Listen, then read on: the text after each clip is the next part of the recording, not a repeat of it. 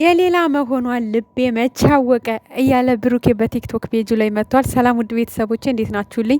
ለዚህ ቤት አዲስ ከሆናችሁ ቤተሰብ እየሆናችሁ አበረታቱኝ። እንግዲህ በቲክቶክ ፔጁ ላይ እንግዲህ ብሩኬ ለሀይሚ በዘፈን መልእክት አስተላልፏል እና ችግራችሁ ይፈታል።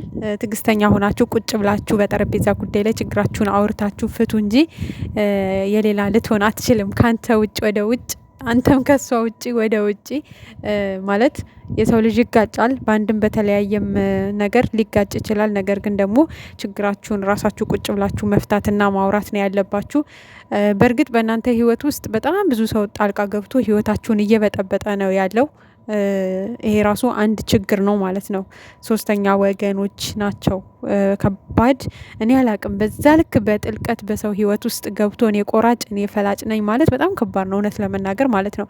እነዚህ ልጆች ገና ትንንሽ ልጆች ናቸው። በእድሜ 25 ዓመት እንኳን ያልሞላቸው ትንንሽዬ ልጆች ናቸው እና ምን አለ ብትተዋቸው ማለት ህይወታቸውን ራሳቸው ቢወስኑ ራሳቸው ቢያወሩበት ጊዜ ሰጥተውና በህይወታቸው ውስጥ ጣልቃ የምትገቡ ሰዎች እባካችሁ ተቆጠቡ፣ እባካችሁ ማለት ነው። ከቻላችሁ እስኪ አንድ ሆኖና አስታራቂ የሆነ ነገር እንዴ የሆነ ሰው ማለት እኔ አላቅም እኔ እንጃ አላቅም። የምር በጣም ከባድ ነገር ነው ግን የምር የሰው ሰላም የሚያስደስታችሁ ከሆነ እባካችሁ ሁላችሁም አንድ ሆናችሁ ልጆቹን ለማስታረቅ ሞክሩ። እዚህ ጋር ደግሞ ኤፍሬምም ነገሮችን ረጋ ብለህ አስበህ ችግራቸውን እንዲፈቱና ቁጭ ብለህ በጠረጴዛ ጉዳይ አውራቸው። በቃ የሆነው ሁሉ ሆኗል። አንተም ከስተት ታረም እና ቁጭ ብላችሁ አውርታችሁ ችግራችሁን መፍታት ነው ያለባችሁ እንጂ እኔ እንጃ ኤፍሬም ራሱ ሁለቱ ልጆች ላይ አይተህ እኔ እንጃ ህሊናህ ሰላም ይሆናል ብዬ አላስብም። ምክንያቱም ብዙ መስዋዕት እየከፈሉ የመጡ ልጆች ናቸው። ቤተሰብም ሆነ ተመልካችም ሆነ ጓደኛ በህይወታቸው ውስጥ ጣልቃ ገብቶ ልጆቹን መለያየት የለበትም ብዬ ነው የማስበው። ለራሳችሁም ሰላም ነው የምታጡት። በጣም ይዋደዳሉ፣ ግልጽ ነው። በጣም ይፋቀራሉ፣ መለየት አይፈልጉም፣ መተጣጣት አይፈልጉም እርስ በርሳቸው እና ያንን ነገር እንኳን አይታችሁ እስኪ በቃ ከመካከላችሁ ወጣ ብላችሁ ሁላችሁም ማለት ነው ከተመልካችም ጭምር ጊዜ ወስደው ችግራቸውን እንዲፈቱ እድሉን ስጧቸው። እስኪ አንድ ሁኑና አስታርቁ። እውነት ለመናገር አሁን የክርስቲያኖቹም ጾም ነው፣ የሙስሊሞቹም ጾም ነው። መጸለይ መጾም ልባችሁ ንጹህ መሆን ያለበት ሰዓት ነው።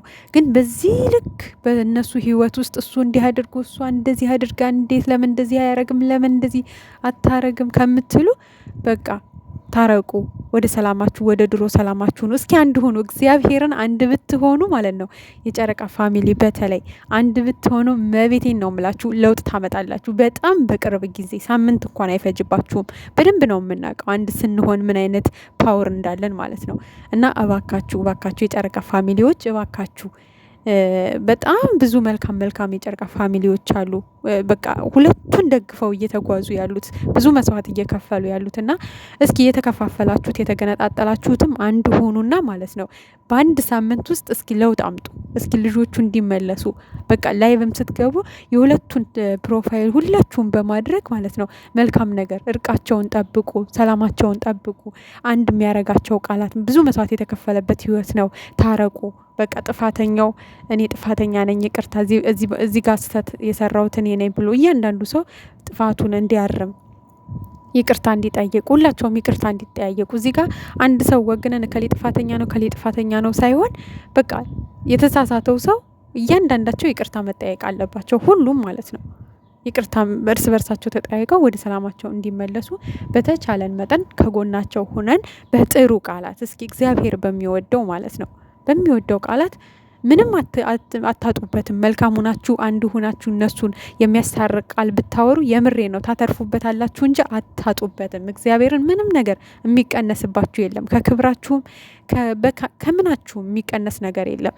እንደውም እግዚአብሔር በቃ መልካምን ነገር ሁሉ ነው ወደ እናንተ ይዞ የሚመጣውና በቃ እስኪ እሺ ያጠፋ ሰውም ሊኖር ይችላል ከመካከላቸው። እሺ ግን ደግሞ እስኪ በቃ አንዳንዴ ሰው እኮ ዋሽቶ ራሱ ያስታርቃል አይደል እንዴ? ሽማግሌዎች እኮ ብዙ ጊዜ ነገሮችን በቃ ይሄ ልክ አይደለም፣ አንተም ስተተኛ ነህ፣ አንቺም ስተተኛ ነሽ፣ ግን ደግሞ በቃ ይሄን ነገር እርሱት፣ ቂም ጥሩ አይደለም፣ ይሄን ነገር ወደ ኋላ ተውትና ወደፊታችሁ አስቡ፣ የነጋችሁን አስቡ፣ ያለፈው ሁሉ አልፏል፣ በቃ የነገን ለማስተካከል ሰላም ፈጥራችሁ መቀጠል አለባችሁ ብላችሁ እስኪ መልካም ነገሮችን ስበኳቸውና ወደ አንድነት እንደማይመጡ ለማየት ያብቃችሁ ማለት ነው። እስኪ እናንተ አንድ ሁኑ።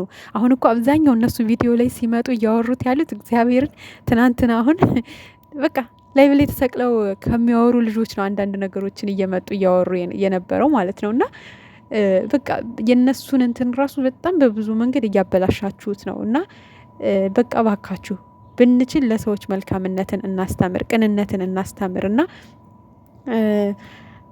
በቃ በነገራችን ላይ እውነቱን ስነግራችሁ መቼም ቢሆን አይለያዩም። ምክንያቱም ልጆቹ ሁለታቸው ጋር ፍቅር አለ፣ እልህና የሆነ ሰዎች ጣልቃ እየገቡ አላስቀምጧቸው አሉ። ሰዎች ሰላም ሊሰጧቸው አልቻሉም እንጂ ሰዎች ደግሞ ችግር ይዘው በመጡ ቁጥር እነሱ መካከል ክፍተት ይፈጠራል።